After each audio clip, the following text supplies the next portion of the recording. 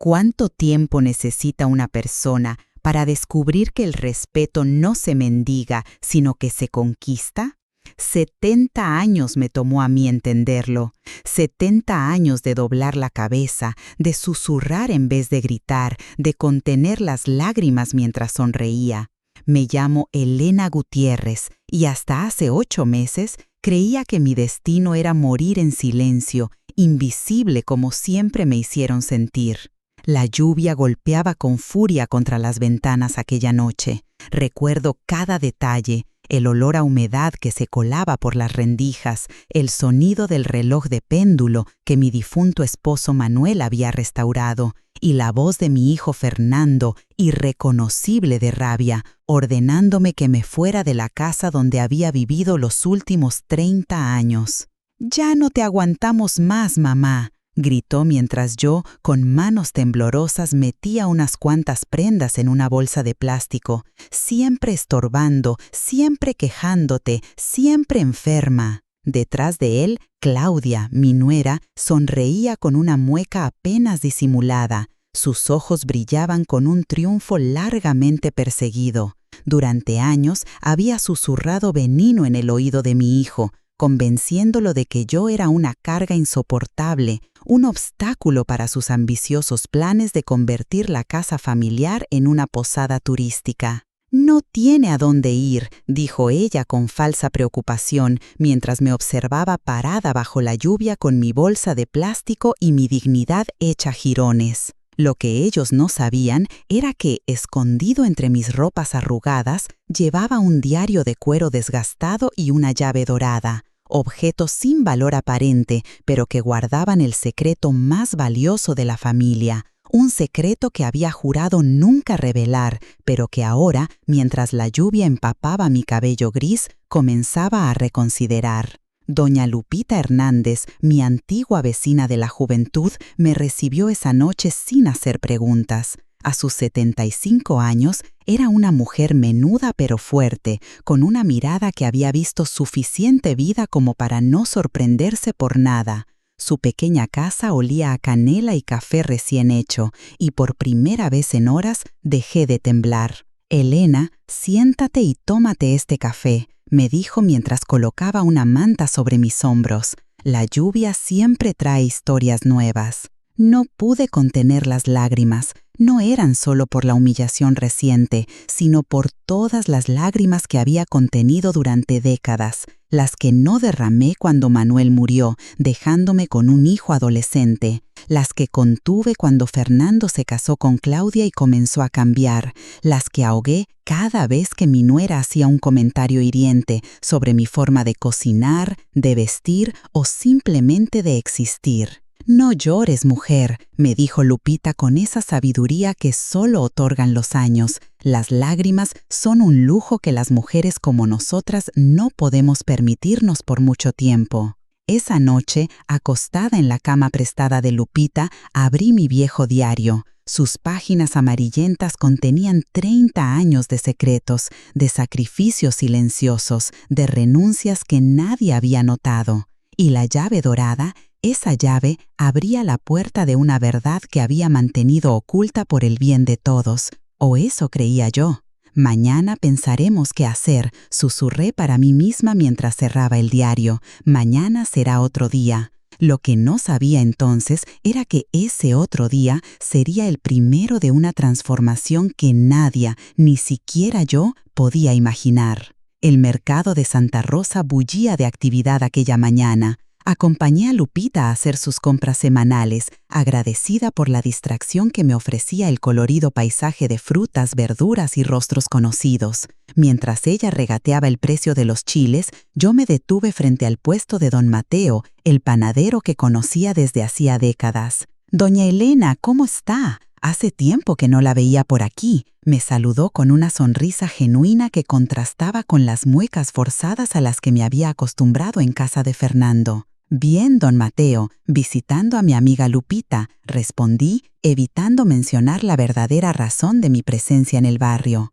«¿Ya se enteró? El ayuntamiento está revisando los títulos de propiedad de las casas antiguas del barrio. Dicen que hay irregularidades, comentó mientras envolvía unos bolillos calientes en papel de estraza. Mi compadre trabaja en el registro público y me contó que muchas propiedades no están a nombre de quienes creen ser los dueños. Mi corazón dio un vuelco. Sentí que las piernas me flaqueaban mientras el aroma del pan recién horneado se mezclaba con el súbito temor que me invadió. Don Mateo no lo sabía, pero acababa de plantar una semilla en mi mente, una semilla que había estado dormida durante 30 años.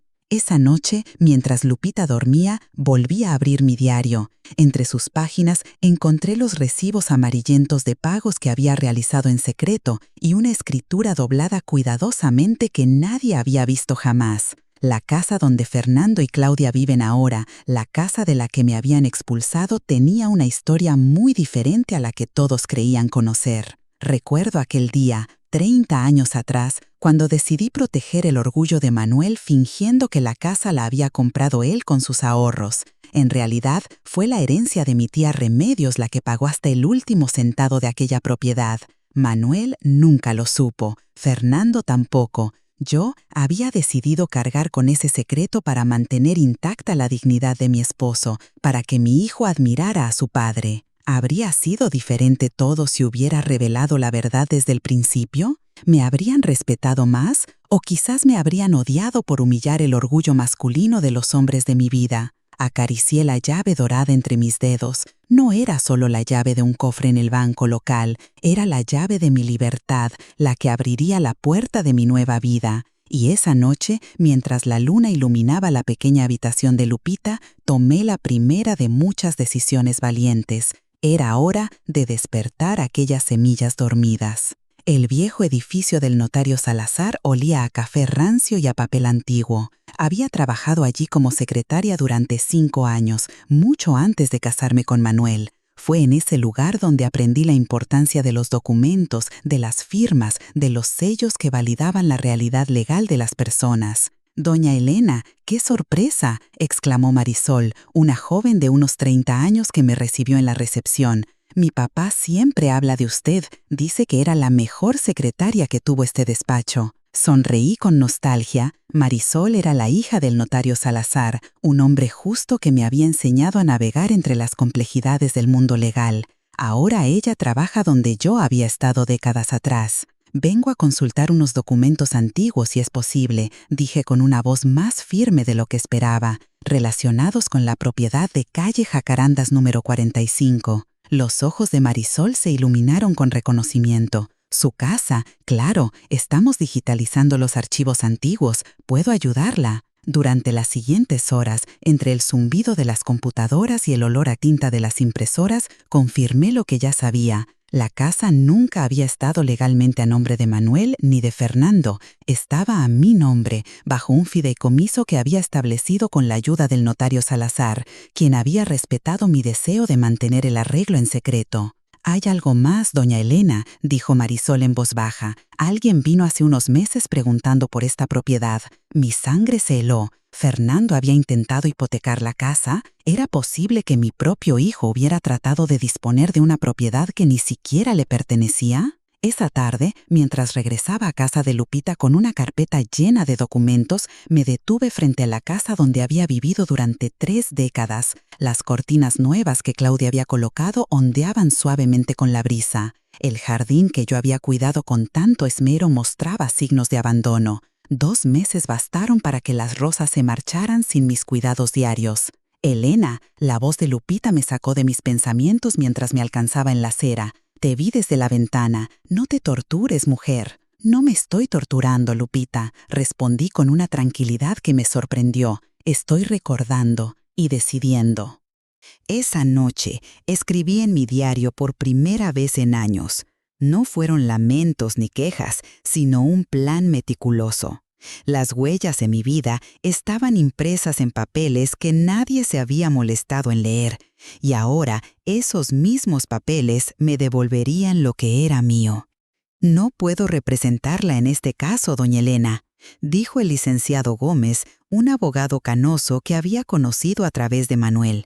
Su hijo Fernando es cliente mío desde hace años, sería un conflicto de intereses. No me sorprendió su negativa, pero sí me dolió. Un dolor agudo, como el de las espinas que se esconden entre el terciopelo de algunas flores hermosas. Así había sido mi vida, momentos de aparente belleza que ocultaban punzadas de traición. Salí de su despacho con la dignidad intacta, pero con una preocupación creciente.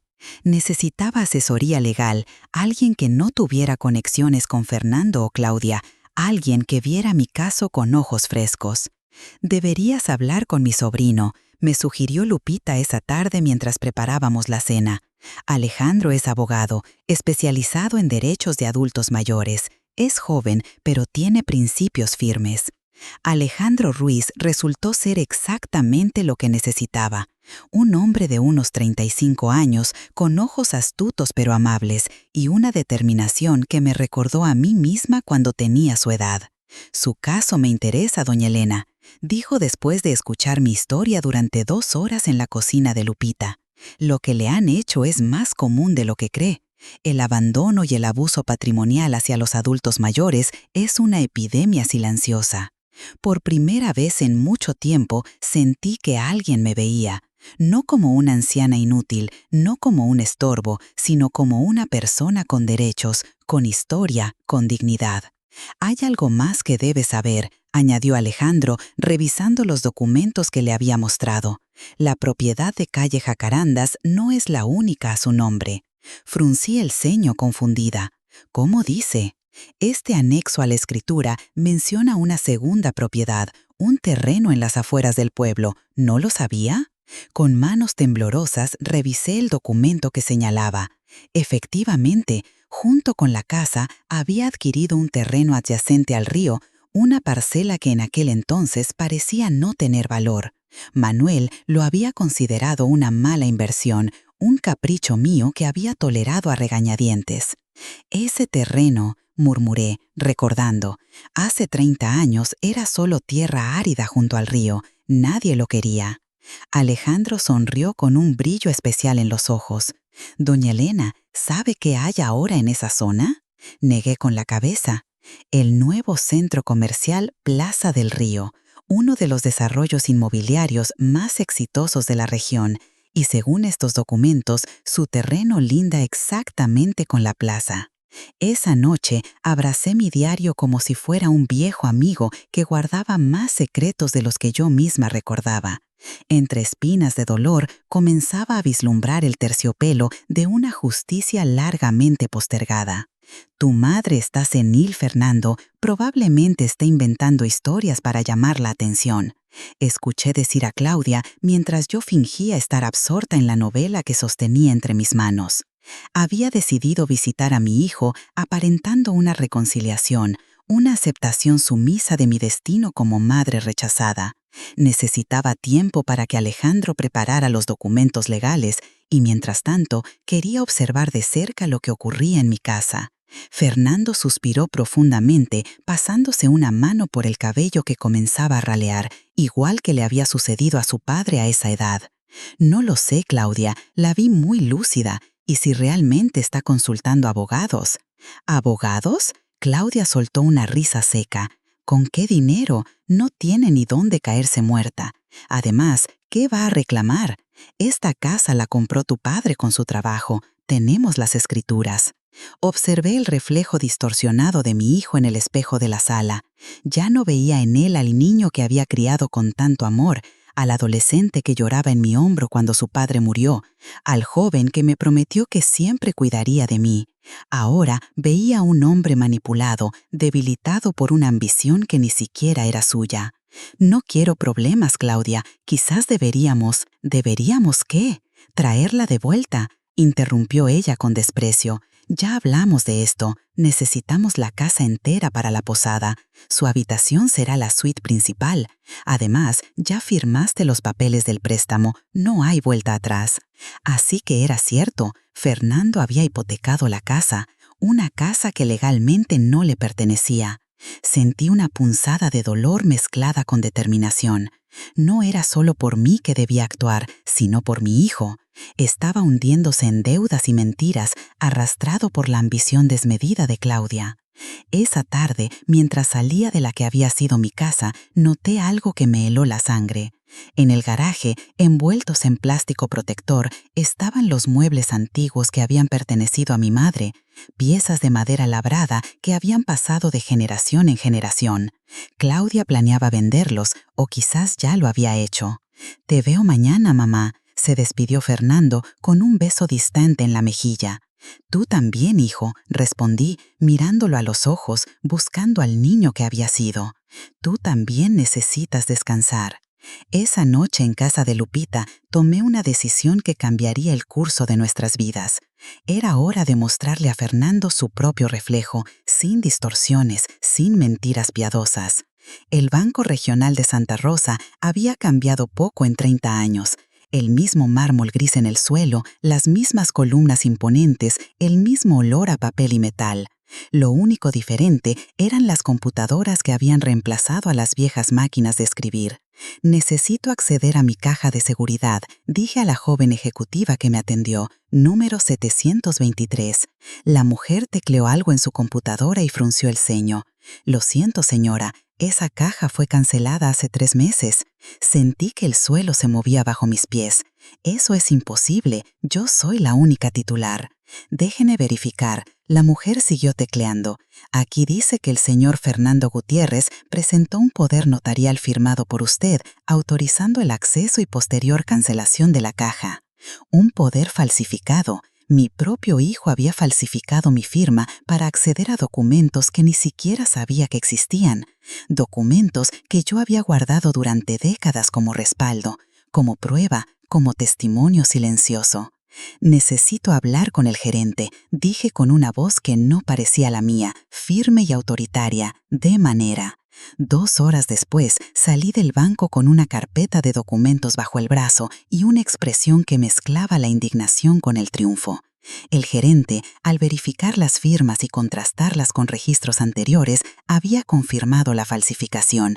El banco inició una investigación interna y yo había recuperado copias de todos los documentos que habían estado en la caja. «Doña Elena, esto es más grave de lo que pensábamos», dijo Alejandro esa tarde, revisando los nuevos documentos. Su hijo no solo falsificó su firma para acceder a la caja de seguridad, sino que utilizó documentos alterados para obtener un préstamo bancario considerable. «¿Cuánto?», pregunté, temiendo la respuesta. 3 millones de pesos, utilizando como garantía la casa y el terreno junto al río. Me llevé una mano al pecho, sintiendo una opresión que nada tenía que ver con mis achaques habituales. Era el dolor de la traición llevada al extremo. «¿Qué pasará ahora con Fernando?», pregunté, pensando todavía como madre a pesar de todo. «Podría enfrentar cargos por falsificación y fraude», respondió Alejandro con sinceridad. «Pero eso depende de usted, doña Elena, de lo que usted decida hacer». Esa noche, sentada en el pequeño patio trasero de la casa de Lupita, contemplé las estrellas como solía hacer con Manuel durante nuestros primeros años juntos.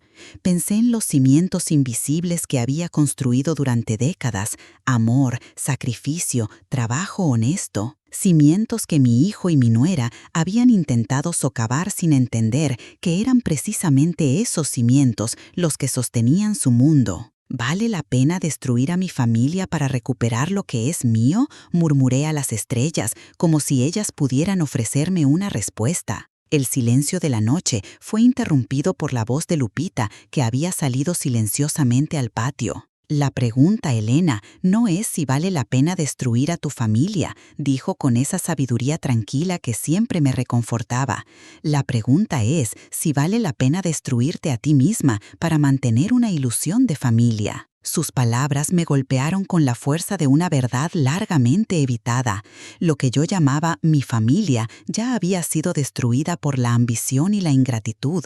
Lo que quedaba no era más que una fachada, un espejismo construido sobre cimientos falsos. Era hora de reconstruir desde los verdaderos cimientos, invisibles pero inamovibles. La noticia corrió como pólvora por Santa Rosa. Elena Gutiérrez, la anciana que todos creían indefensa y abandonada, había presentado una demanda formal contra su hijo Fernando por falsificación de documentos y fraude. El banco había congelado el préstamo al descubrir las irregularidades y Fernando recibió una notificación formal de desalojo. La casa y el terreno junto al río seguían siendo legalmente míos y ahora todos lo sabían. «Mamá, por favor, ¿podemos hablar de esto?», suplicó Fernando por teléfono, con una voz que ya no ocultaba su desesperación. «Debe haber un error, yo nunca». «Sí lo hiciste, hijo», interrumpí con una calma que me sorprendió a mí misma. «Falsificaste mi firma, usaste propiedades que no te pertenecen para pedir dinero, vendiste muebles que eran parte de tu herencia familiar». El silencio al otro lado de la línea me dijo todo lo que necesitaba saber. No había negación, solo la vergüenza de quien ha sido descubierto. «No fue mi idea, mamá», Claudia insistió. «Estábamos en problemas financieros». «Siempre hay opciones, Fernando», dije, recordando todas las veces que había enfrentado dificultades sin recurrir a la deshonestidad. «Tú elegiste el camino fácil, el camino de la mentira». Esa tarde, mientras caminaba por la plaza del pueblo con Lupita, noté las miradas de los vecinos, algunas compasivas, otras curiosas y unas pocas abiertamente hostiles.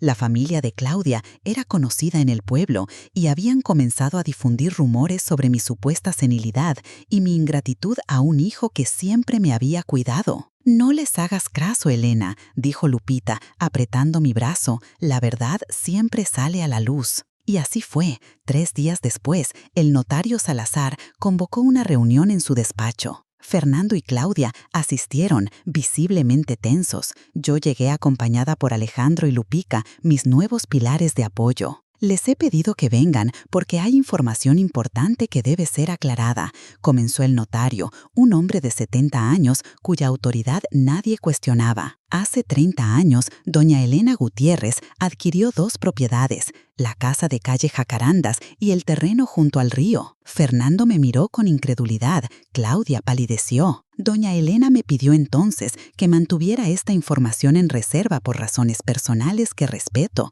continuó el notario. «Sin embargo, ante los recientes acontecimientos, me veo obligado a confirmar que las propiedades siempre han estado a su nombre. Cualquier transacción realizada sin su consentimiento expreso es nula». La reunión continuó con explicaciones legales y términos jurídicos, pero yo apenas escuchaba. Observaba el rostro de mi hijo, viendo cómo las grietas en su imagen de sí mismo se hacían evidentes. Todo lo que creía sobre su padre, sobre mí, sobre nuestro patrimonio familiar, se desmoronaba ante sus ojos. «¿Por qué, mamá?», me preguntó cuando salíamos del despacho. «¿Por qué nunca me dijiste la verdad?». Lo miré a los ojos, esos ojos tan parecidos a los de Manuel, y respondí con la verdad que había guardado durante décadas, porque quería que admiraras a tu padre, porque él necesitaba sentir que había provisto para su familia, porque a veces, hijo mío, el amor significa dejar que otros brillen mientras tú permaneces en la sombra. Fernando agachó la cabeza, incapaz de sostener mi mirada. Las grietas en el espejo de nuestra familia ya no podían ignorarse. La imagen perfecta que habíamos mantenido durante años se había roto en 1000 pedazos, revelando una verdad incómoda pero liberadora. Los días siguientes transcurrieron en un silencio tenso. Fernando se había mudado temporalmente a casa de los padres de Claudia, mientras ella permanecía en la casa, negándose a aceptar la realidad de la situación. Yo continuaba en casa de Lupita, reorganizando mi vida con una energía que no sentía desde hacía años. Alejandro había presentado una propuesta formal para resolver la situación sin llegar a los tribunales. Fernando devolvería el dinero ya gastado del préstamo, entregaría los muebles familiares que había intentado vender y abandonaría cualquier reclamo sobre las propiedades. «No quiero que mi hijo vaya a la cárcel», le expliqué a Alejandro. «Solo quiero justicia, no venganza». Una tarde, mientras regaba las plantas de Lupita, recibí una visita inesperada. Claudia, con el rostro demacrado por noches de insomnio, apareció en la puerta. «Doña Elena», dijo con una voz apenas audible, «necesito hablar con usted». La invité a pasar con cierta reticencia. Lupita nos dejó a solas en la sala, no sin antes lanzarle a mi nuera una mirada de advertencia. Fernando y yo nos estamos separando, anunció Claudia sin preámbulos. No puedo soportar la humillación, el escándalo. Todo el pueblo habla de nosotros. No respondí. Los silencios también hablan, y el mío le decía claramente que sus problemas matrimoniales ya no eran mi responsabilidad. Vine a pedirle, continuó, retorciéndose las manos, vine a pedirle que me deje quedarme en la casa unos meses más, solo hasta que encuentre otro lugar. Le pagaré renta. La doctora Gutiérrez, que conocía la situación, me había cedido su consultorio privado para que pudiera hablar con Mariana sin ser interrumpidas. «Tómate el tiempo que necesites», me dijo con una sonrisa comprensiva. «Yo me encargaré de que nadie las moleste». A las 5:10, cuando ya comenzaba a temer que Mariana no vendría, la puerta de la clínica se abrió. Mi hija entró con paso inseguro, mirando nerviosamente por encima de su hombro.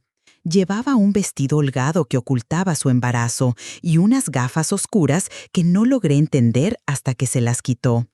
Un moretón amarillento rodeaba su ojo izquierdo. Nos quedamos mirándonos en silencio durante lo que pareció una eternidad. Luego, sin mediar palabra, nos fundimos en un abrazo. Sentí su cuerpo temblar contra el mío y las lágrimas que había contenido durante semanas finalmente escaparon, mezclándose con las suyas. «Lo siento tanto, mamá», sollozó contra mi hombro. «Todo es mi culpa. Nunca debí permitir que te tratara así». La llevé hasta el consultorio y cerré la puerta. Nos sentamos una frente a la otra, nuestras manos entrelazadas como cuando era pequeña y la consolaba después de una caída. «¿Desde cuándo te golpea?», pregunté directamente, señalando su ojo amoratado. Mariana bajó la mirada. «Desde que perdió el trabajo en la agencia de autos. Al principio eran solo gritos, luego empujones. Cuando le dije que estaba embarazada, se puso furioso. Dijo que era el peor momento, que no teníamos dinero ni siquiera para nosotros. ¿Y por qué no me dijiste nada? ¿Por qué permitiste que me echara de la casa?» «Tenía miedo», confesó, las lágrimas rodando por sus mejillas. «Me amenazó con irse y dejarme sola si no lo apoyaba. Dijo que necesitábamos la casa para nosotros, que tú eras una carga. Y yo estaba aterrada de enfrentarlo, de quedarme sola con un bebé en camino». Apreté sus manos entre las mías, conteniendo la rabia que sentía, no hacia ella, sino hacia el hombre que la había convertido en una sombra temerosa de la mujer fuerte que yo había criado. «Escúchame bien, Mariana», dije con firmeza. «Nunca has estado sola y nunca lo estarás. Pero ahora tienes que ser valiente, no solo por ti, sino por esa criatura que llevas dentro». Le expliqué sobre el dinero de su abuela, sobre los documentos que había recuperado, sobre cómo podía ayudarla a empezar de nuevo. Mientras hablaba, vi cómo una chispa de esperanza comenzaba a iluminar sus ojos. «Pero Ricardo nunca me dejará ir», susurró. «Dice que la casa es suya ahora, que tiene papeles que lo prueban». Sonreí por primera vez desde que comenzamos a hablar. «Esos papeles son tan falsos como su honestidad, hija. La casa sigue a mi nombre y ni él ni nadie puede cambiar eso sin mi firma verdadera». Le conté sobre mi visita al licenciado Mondragón, sobre los préstamos que Ricardo había intentado conseguir usando propiedades que no le pertenecían como garantía. «Está metido en problemas graves, Mariana, y me temo que tú estás en peligro mientras sigas bajo el mismo techo que él». Mi hija se quedó en silencio, procesando toda la información. Finalmente levantó la vista con una determinación que me recordó a la niña valiente que había sido. «¿Qué tengo que hacer?». Le expliqué el plan que había estado elaborando durante semanas, un plan que requeriría valor, discreción y sobre todo el elemento sorpresa. «El jueves es la fecha límite que le han dado para pagar su deuda», concluí. «Ese día estará desesperado y probablemente fuera de la casa, buscando dinero. Será nuestra oportunidad». Cuando nos despedimos 2 horas después, Mariana se veía diferente, más erguida, más decidida. Le di un pequeño llavero con forma de corazón que llevaba en mi bolso. ¿Recuerdas esta llave?, pregunté. Ella la miró con sorpresa.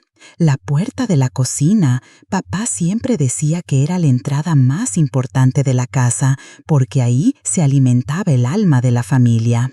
Exacto. El jueves a las 3 de la tarde, úsala. Estaré esperándote. La vi alejarse bajo la lluvia que había arreciado, y rogué en silencio que tuviera la fortaleza para dar este último paso hacia la libertad. El jueves amaneció con el cielo cargado de nubes negras que prometían la peor tormenta de la temporada.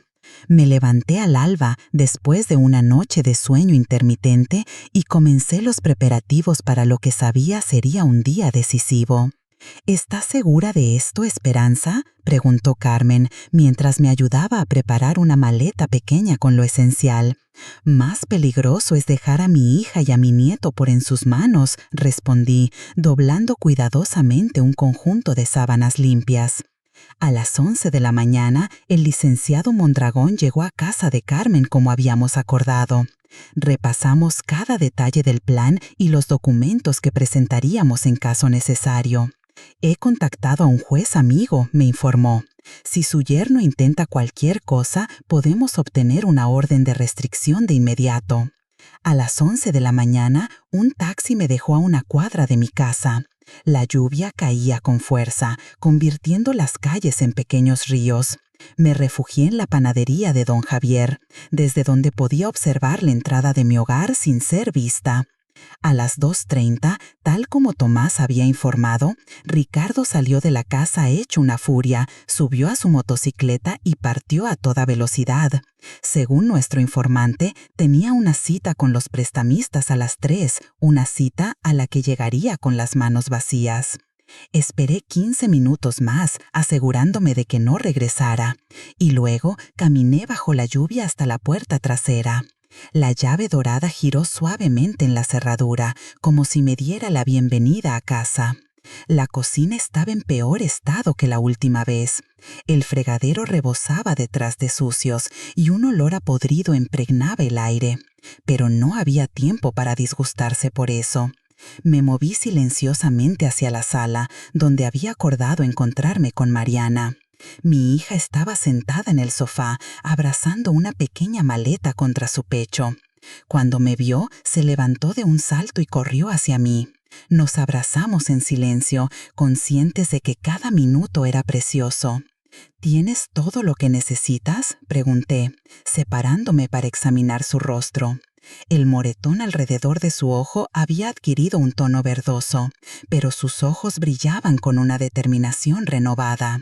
Sí, lo esencial. Los documentos que me dijiste están en este sobre, respondió, entregándome un paquete amarillo. Revisé rápidamente el contenido, su acta de nacimiento, su identificación oficial, la póliza del seguro que yo había mantenido al día incluso después de que me echaran de la casa. Bien, ahora vamos a... Un portazo nos interrumpió. Ricardo había regresado antes de lo previsto. Nos quedamos paralizadas mientras escuchamos sus pasos furiosos acercándose desde el vestíbulo. «Mariana, ¿dónde diablos estás? Esos malditos quieren la casa para mañana». Mi hija me miró con terror, pero yo mantuve la calma. Había anticipado esta posibilidad. Le hice señas para que me siguiéramos hacia la cocina, nuestra ruta de escape. La abracé con fuerza, sintiendo cómo las mareas cambiaban una vez más en mi vida. Sofía, tan parecida a mí en su determinación silenciosa, había heredado lo mejor de nuestra familia. «Estudio arquitectura», me dijo mientras recorríamos del terreno. «Me gustaría ayudar con el centro, si me lo permites». Las lágrimas asomaron a mis ojos, no lágrimas de tristeza ni de rabia, sino de pura alegría. La vida, que me había dado tantos golpes, ahora me ofrecía un regalo inesperado, la oportunidad de reconectar con mi nieta, de transmitirle no solo mis genes, sino mi recién descubierta fortaleza. «Me encantaría, Sofía», respondí apretando su mano. «Este lugar está hecho para nuevos comienzos, después de todo».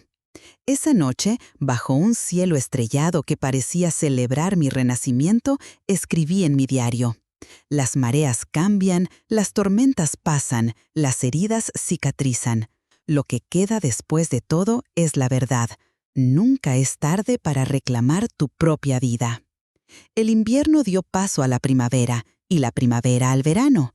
El Centro Comunitario Nuevos Comienzos avanzaba a buen ritmo, con Sofía aportando ideas frescas que complementaban maravillosamente la experiencia y sabiduría de quienes llevábamos más tiempo en el proyecto.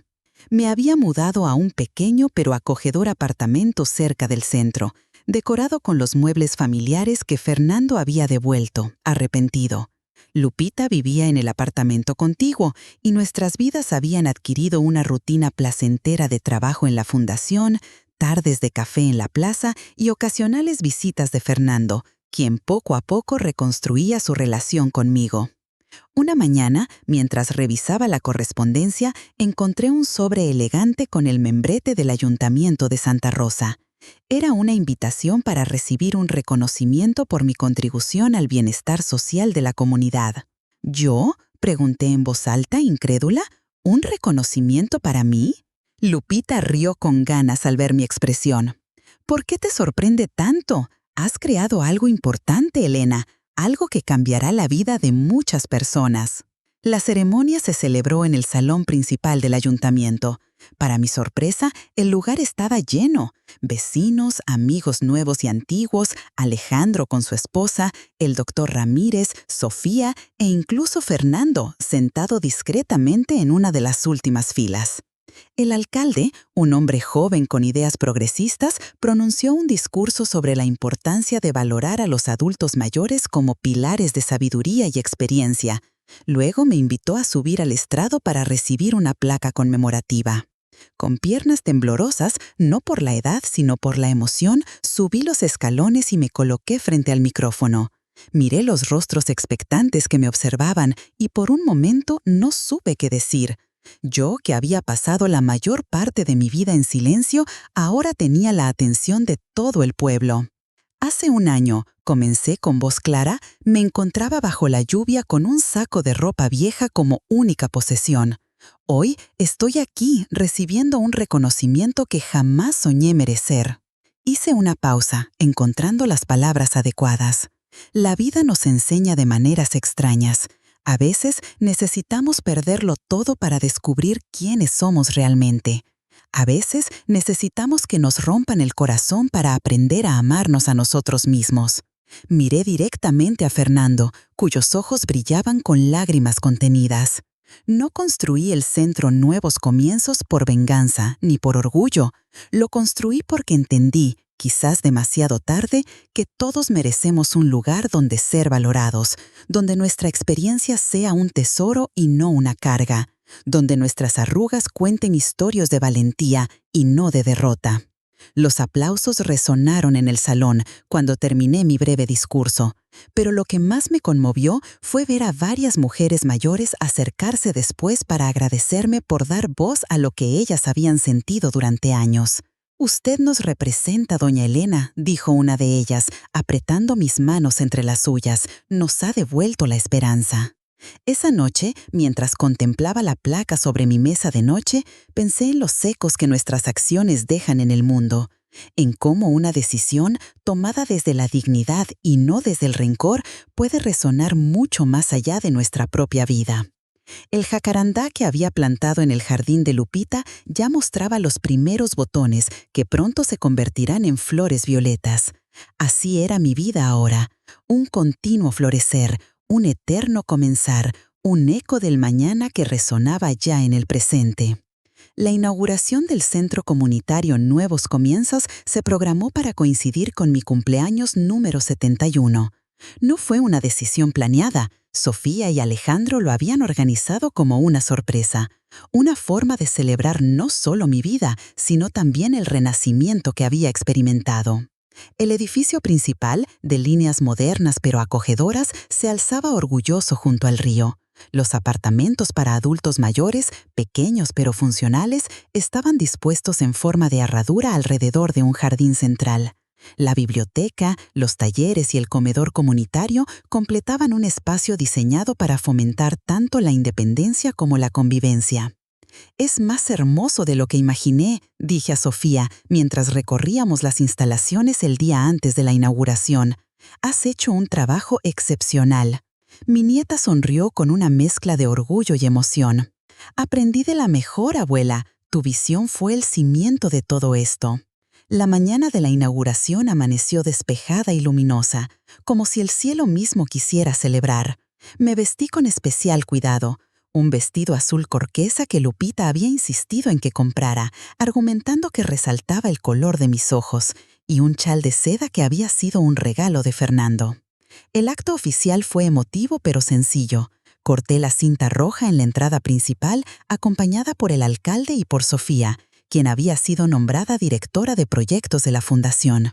Los primeros residentes, 10 adultos mayores que habían sido seleccionados entre casos de vulnerabilidad social, recibieron simbólicamente las llaves de sus nuevos hogares. La verdadera sorpresa llegó durante la recepción que siguió a la ceremonia. Fernando se acercó a mí, acompañado por una mujer que no conocía, una profesora universitaria con quien había comenzado una relación hacía unos meses. «Mamá, quiero presentarte oficialmente a Mariana», dijo, con una timidez que me recordó al niño que había sido. «Y quiero darte esto». Me entregó un sobre blanco. Dentro había una carta manuscrita y un cheque por una cantidad considerable. «Es mi aportación a la fundación», explicó. «No es mucho comparado con lo que tú has invertido, pero quiero ser parte de esto. Quiero ayudar a construir puentes donde antes hubo muros». Leí la carta en privado más tarde esa noche. En ella Fernando expresaba no solo su arrepentimiento, sino también su admiración por la forma en que yo había transformado el dolor en propósito, la traición en perdón, la pérdida en ganancia. «Nunca entendí realmente tu fortaleza», escribió. «Confundí tu silencio con debilidad, tu generosidad con sumisión. Ahora veo que siempre fuiste el pilar más fuerte de nuestra familia, aunque te mantuvieras en la sombra. Gracias por enseñarme, incluso a través de mis propios errores, lo que significa la verdadera dignidad».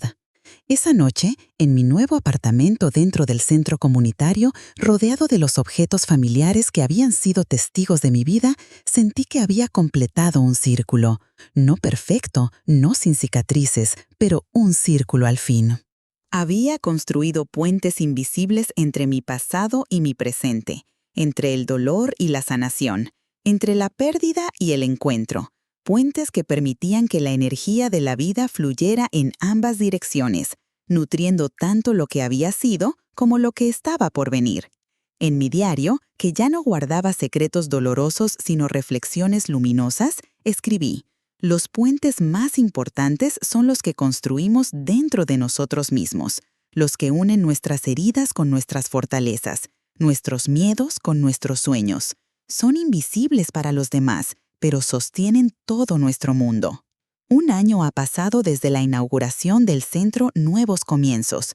Un año de aprendizajes, de ajustes, de pequeñas victorias y desafíos cotidianos. El centro ahora alberga a 25 residentes permanentes y ofrece programas diarios para otros 50 adultos mayores de la comunidad. El modelo ha sido tan exitoso que 3 municipios vecinos han solicitado asesoría para replicarlo. Alejandro, ahora director jurídico de la Fundación, coordina estas expansiones con la eficiencia y el compromiso que lo caracterizan. Lupita, a sus 76 años, dirige el programa de mentorías intergeneracionales, donde adultos mayores comparten sus conocimientos y experiencia con jóvenes de la comunidad. Su energía parece inagotable cuando está rodeada de adolescentes curiosos que la escuchan con genuino interés. Fernando visita regularmente. Su relación con Mariana se ha formalizado y me sorprendió gratamente descubrir que ella es una aliada en la reconstrucción de nuestros lazos familiares.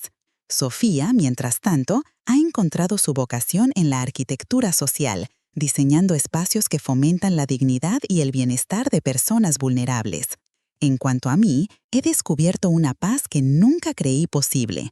Vivo cada día con la tranquilidad de quien ha hecho las paces con su pasado y no teme al futuro. Mi apartamento, con sus ventanas que dan al jardín central, se ha convertido en un refugio donde leo, escribo y ocasionalmente recibo visitas de nuevos amigos. Esta mañana, mientras tomaba mi café observando el jardín cubierto por la primera escarcha del invierno, reflexioné sobre el extraordinario giro que había dado mi vida. Las plantas, ahora dormidas bajo el frío, me recordaban que hay una belleza especial incluso en las etapas de aparente quietud, que el invierno, lejos de ser un final, es parte necesaria del ciclo que permite la renovación. A mis 71 años, he aprendido que nunca es tarde para florecer, para reinventarse, para descubrir nuevas facetas de uno mismo, que las arrugas no son sino las marcas de un camino recorrido con valentía, y que la verdadera dignidad no consiste en ser valorado por otros, sino en reconocer el propio valor. El secreto que cambió todo no fue realmente el de la propiedad de la casa o del terreno. El verdadero secreto estaba dentro de mí, esa fortaleza silenciosa que había permanecido dormida durante décadas, esperando el momento preciso para despertar. Ahora, en este jardín de invierno que es mi vida, contemplo con serenidad las estaciones que han pasado y las que vendrán. Las heladas no me asustan, porque sé que bajo la superficie aparentemente estéril, las raíces siguen vivas, nutriéndose de la sabiduría acumulada, preparándose para un nuevo florecer. A mis 71 años, he aprendido que nunca es tarde para florecer, para reinventarse, para descubrir nuevas facetas de uno mismo, que las arrugas no son sino las marcas de un camino recorrido con valentía, y que la verdadera dignidad no consiste en ser valorado por otros, sino en reconocer el propio valor. El secreto que cambió todo no fue realmente el de la propiedad de la casa o del terreno. El verdadero secreto estaba dentro de mí, esa fortaleza silenciosa que había permanecido dormida durante décadas, esperando el momento preciso para despertar. Ahora, en este jardín de invierno que es mi vida, contemplo con serenidad las estaciones que han pasado y las que vendrán. Las heladas no me asustan, porque sé que bajo la superficie aparentemente estéril, las raíces siguen vivas, nutriéndose de la sabiduría acumulada, preparándose para un nuevo florecer.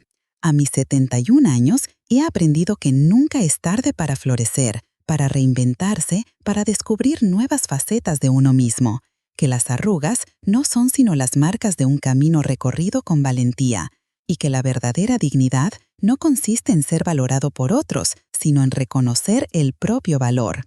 El secreto que cambió todo no fue realmente el de la propiedad de la casa o del terreno.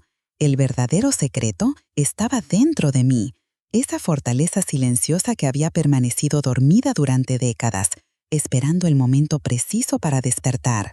Ahora, en este jardín de invierno que es mi vida, contemplo con serenidad las estaciones que han pasado y las que vendrán.